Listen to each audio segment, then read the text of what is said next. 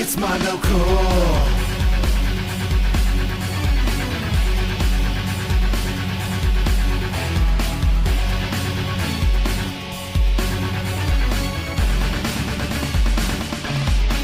It's Mondo Cool.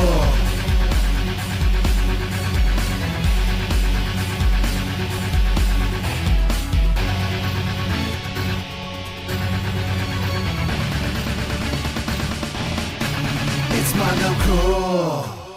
That's right, boys. Mondo Cool. Hi, I'm JerryTerrifying, and you're watching Mondo Cool TV. On this episode, we're going to be taking a closer look at the series Rolling Thunder. It's one of my favorite Namco action games. Let's go ahead and take a look at it. Rolling Thunder isn't a particularly well-known series, but the people that know it love it. Maybe it's the secret agent sci-fi plot, or more than likely the rock-solid, fair but definitely challenging arcade gameplay, but this series is more influential than one might initially think. From not-so-subtle knockoffs to a series clearly inspired by Rolling Thunder's gameplay. Rolling Thunder innovated the side-scrolling shooter by adding an easy-to-use cover mechanic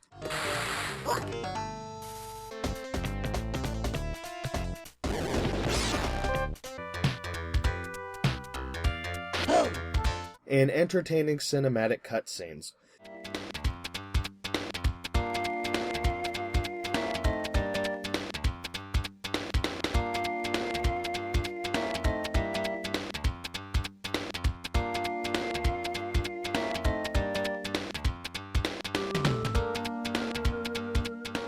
Namco's spy-themed action series is indeed worth a look.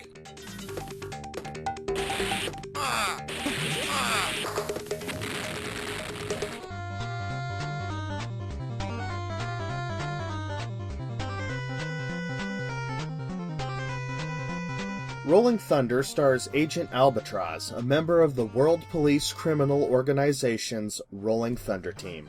The mission? Infiltrate Geldra's base and rescue your partner, Agent Layla, and stop Mabu, Geldra's leader. Throughout the game, there are cutscenes showing Layla being tortured. Upon reaching the ending of the game, you see the view screen from the Attract mode. On that screen, Mabu, the leader of Geldra, cackles at Albatross, and the game begins its second story.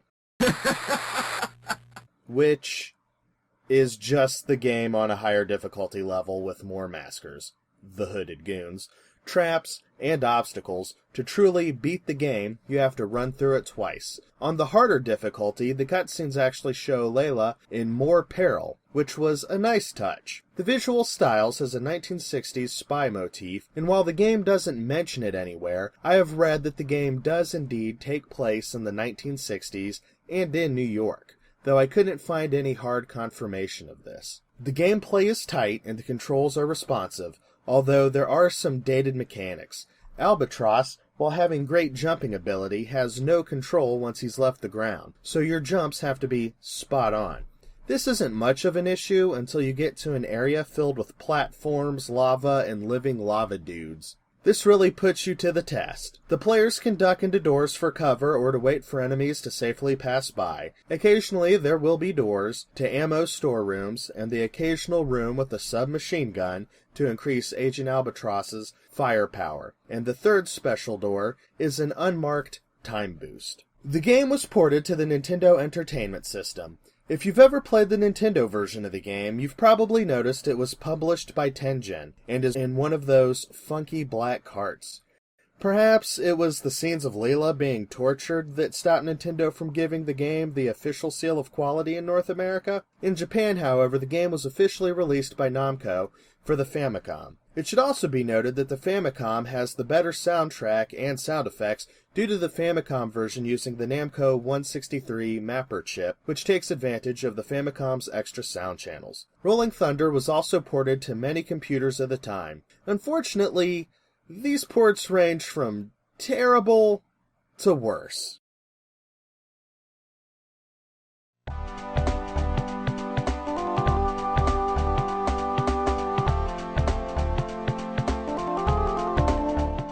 Rolling Thunder 2 moves ahead in time to the present day, which at the time was 1991, and stars Agent Albatross and Leela. I'm not sure if it's the same Leela and Albatross, or if it's a pair of new agents using codenames. Satellites have been mysteriously disappearing, disrupting communication, and throwing the world into chaos. The WCPO sends their top 2 agents to investigate the arms dealer Gimdo. Using technology salvaged from Geldra, Gimdo has started creating an army of maskers that have been bioengineered from ocean vertebrates, which Albatross lovingly calls sushi droids. Albatross and Leela chase Gimdo to the other side of the world where they discover Gimdo's master plan. Personally, I played Rolling Thunder 2 on the Genesis before playing the arcade version. While the graphics and music are a bit nicer on the arcade original, it just feels incomplete after having played the Genesis version. The Genesis version adds a few levels, cinematic cutscenes that give more character and plot, and also has one of the best password systems that simulates top-secret spy code words.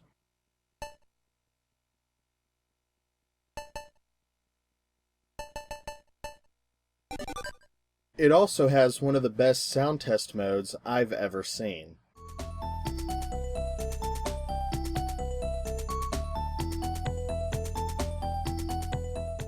The hard mode levels take place in different times of the day, offering a bit of variety and replayability. The gameplay is rock solid. Ducking for cover and entering doors to avoid maskers is smooth and effortless. Jumping from level to level to dodge or evade fire during intense action feels incredibly satisfying. The 2-player mode, at least for me, made the game significantly more difficult. I had to communicate every second and coordinate all movement to the other player to make incremental advancement. This was an interesting way to play, but I can't imagine beating the game this way.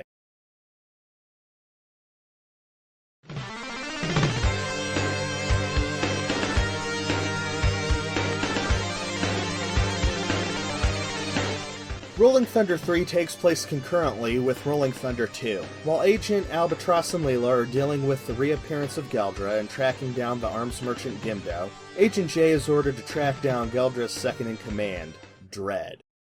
J will chase Dredd around the world from oil fields in California to Las Vegas and ultimately Easter Island. Jay will also communicate with the female agent Ellen via radio. I found Jay and Ellen to be likable characters and really got into the cutscenes. A North American console-exclusive entry in the series, Rolling Thunder 3, refines the gameplay, providing a deeper and nuanced console gameplay experience. With more moves at Agent J's disposal, such as shooting while jumping, shooting diagonally, respawning where you died instantly rather than beginning the level from the start, doing away with the level timer, but adding a sniper that starts taking shots if you take too long to finish a level, 2 vehicle levels, and the special weapon system. Players can choose from several available special weapons at the beginning of each stage. If the player doesn't choose a special weapon, you will be equipped with a knife. Doors marked with an S, which normally provide ammo for your special weapon, will now offer health bonuses to the player, which is very helpful when stacked with other hidden health bonuses. You can rack up 5 hit points, which can really come in handy in some of the rougher levels. After spending some time with the game, you can develop effective tactics by deploying certain weapons in certain stages. In level 5, I like to take the flash grenades, which when used, stun enemies for a short amount of time and also make them die in one hit while stunned, which is really nice against these specific hulking maskers.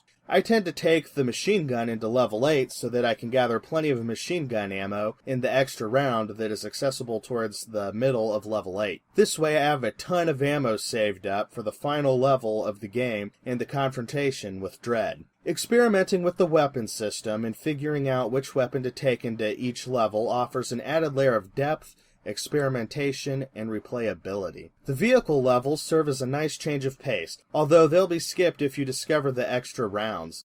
The extra rounds are loaded with special weapons and ammo, though taking the extra round route will bypass the next level and skip any cutscenes you would have seen had you taken the path most traveled. Keep an eye out for the level on board the passenger plane. It makes for a really unique location to have a shootout. As in the second game, there is a female agent available to play as. Unlike the last game, however, you have to enter a code to play as Ellen, the female agent that speaks to Jay over the radio during the cutscenes.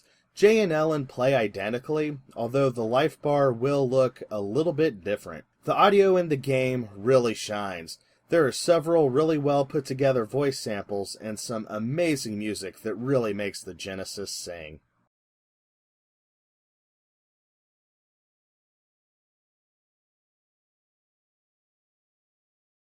In 1986, Namco released Rolling Thunder in arcades. A year later, Sega released the game Shinobi. To add some context, I'd like to briefly talk about the rivalry between Namco and Sega. In 1981, Sega released the game Turbo. In 1982, Namco released the game Pole Position, which ignited a friendly competition of one-upsmanship that would last for many years. Sega released Space Harrier, Namco released Burning Force. Sega releases Virtua Cop, Namco releases Time Crisis. Things would get real when Namco responded to Sega's Virtua Fighter with Tekken. But, getting back on topic. Shinobi, like Rolling Thunder, puts the player in control of someone with great jumping ability that can jump between two planes. While Joe Musashi can't enter any doors for cover, he can duck and perform a crouch walk. His weapon of choice is an unlimited supply of shuriken, a sword when up close to an enemy, and ninja magic. Rescuing certain hostages increases Joe Musashi's attack power. This game spawned many sequels, and is a series that should definitely be checked out. Rolling Thunder was released in Japan on the Famicom on March 17, 1989, and was developed by Arc System Works. February 23, 1990, codenamed Viper was developed by Arc System Works and published by Capcom. These games are very similar. The biggest difference is the addition of rescuing hostages and the need to find an ally agent to get a hold of an explosive that is needed to complete the stages. The game stars Kenny Smith, codenamed Viper, an agent for the 98th Special Forces who is sent to South America to rescue ally agents in 7 drug syndicate strongholds. It's not a bad game and should be checked out if you enjoyed Rolling Thunder. Motomo Abanai Dika translates to Most Dangerous Detective. This game is based on a Japanese television program. The game does have a 2-player mode where you can control either Taka or Yuji, who I assume are characters from the program. There are a few mini-games that you'll run into through the game. A shooting gallery, a driving segment that reminds me of Spy Hunter, and a shootout with one of the boss enemies. The main meat of the game is a side-scrolling shooter that bears a strong resemblance to Rolling Thunder. I've not personally played this game, but from what I've seen of it, it does not look that awesome. Mappy Kids is the console-exclusive sequel to the arcade game Mappy. In this platformer, there is a reference to maskers from Rolling Thunder in one of the mini-games. Lupin Sansei Pandora no Isan. In this Famicom game based on Lupin III, there are enemies in the first level that look a lot like maskers. ShiftyLook.com is a website launched by Namco Bandai to revive forgotten game series as webcomics. Franchises like Bravo Man, Wonder Momo, Alien Confidential, and Rolling Thunder. The comic based on Rolling Thunder is called Rapid Thunder. The comic tells the tale of Agent Albatross and Layla Blitz investigating Mabu, the leader of the Giradora organization, which is believed to be involved in international terrorism. It's a cheesy and short spy comic that is definitely worth a look if you're a fan of the Rolling Thunder series. While Rolling Thunder may not be as widely known today as it once was, it has definitely made its mark in video game history and has influenced and inspired many games. Shinobi, codenamed Viper, Surprise Attack, and Sunset Riders are all games that seem to have been heavily inspired by Namco's Rolling Thunder. What'd you think about that? That's one hell of an action game, isn't it? It's a bit of a challenge, but I find it to be incredibly rewarding getting into the game and mastering it. I've had a lot of fun with that series. Back in the beginning of March, I took a trip down south to Louisville, Kentucky to check out the Louisville Arcade Expo. Let's take a look at some of the highlights.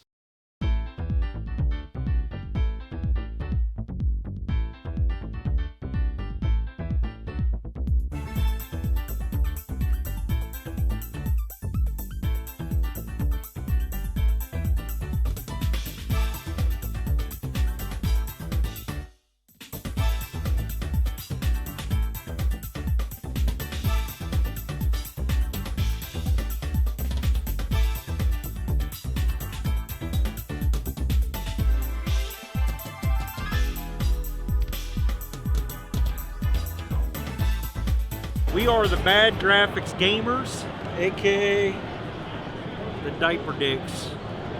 We travel to conventions around the US and we make people do stupid stuff for discounts on old video games. So what kind of stupid stuff do I have to do to get a discount? Well, we've had people snort ketchup and mustard today. We've had people rub their little nose across the ground pushing a nickel. What else have people done? How much of a discount do you get for doing these stunts? Well, the more you embarrass yourself, the bigger the discount. Yesterday somebody ate... Are you running this? Yeah. This right here? Yesterday somebody ate 33 warheads at once. And they saved over $50. What's the most ridiculous thing someone's done? Well, not for money. Somebody took a dump next to our booth once. Classy.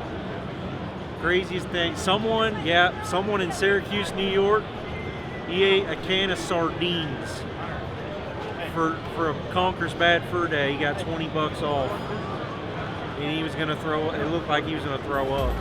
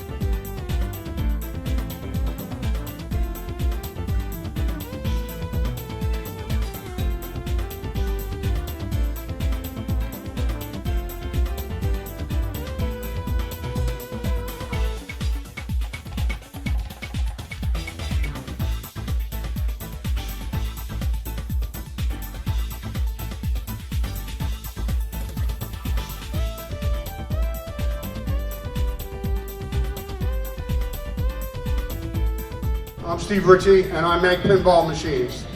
That's what I do.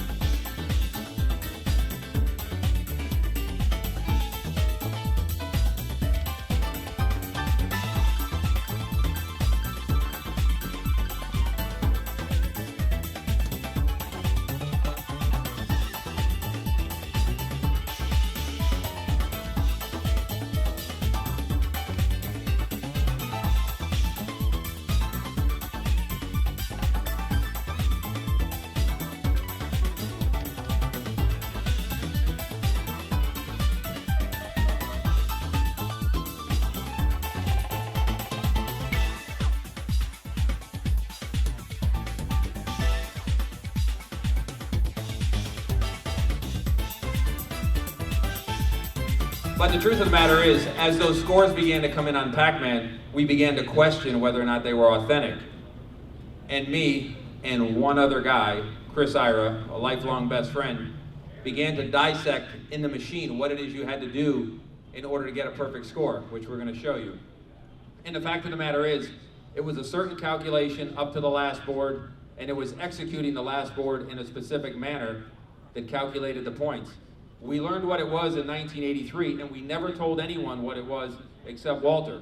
He was the only one who knew, and throughout the 80s and in the 90s, he'd get a phone call from somebody who said, well, I've done it 20 times. He'd put him on the phone with me. I'd hit him with a half a dozen questions, and I'd knock him out. I mean, you don't get a score without knowing it. I used to just say, we're going to blow him out of the water. Well, in 1998, a call came to Walter from a guy in Canada who said, or him and his friends who said they could A, B, and C a perfect game. So I said to Chris, Chris, we got to have a conference call. Some guys from Canada. I said, we got to get rid of these guys. He said, okay. So we had the conference call, and I fired a half a dozen questions at him that nobody in the world knew the answer to. And he fired back a half a dozen answers exactly as I would have answered them.